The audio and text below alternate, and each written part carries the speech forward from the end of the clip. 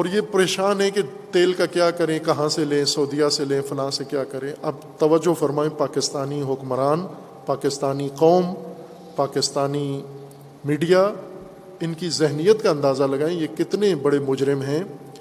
ایران میں اس وقت پڑوس زیرو باؤنڈری پہ ایران ہے، ایران کی گیس اور تیل لائن پاکستان کے بارڈر پہ پہنچی ہوئی ہے، معاہدہ بھی ہے موجود کہ ایران سے تیل اور گیس لیں گے، لیکن نہیں لے رہے۔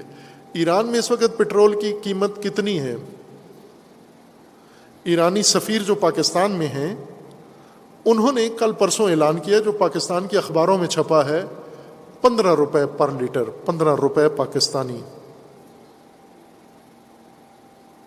ایران کے سفیر نے اعلان کیا ہے کہ ایران میں پٹرول 15 روپے پر لیٹر ہے، پڑوس میں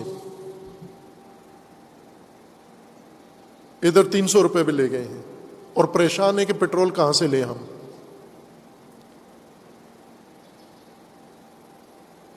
یہاں سے آپ کو ان کا خبث ذہنی نظر آئے گا، یہ ملک کے کتنے ہمدرد ہیں، ملک کے کتنے وفادار ہیں، اور قوم کے ساتھ ان کو کتنی ہمدردی ہے۔ یہ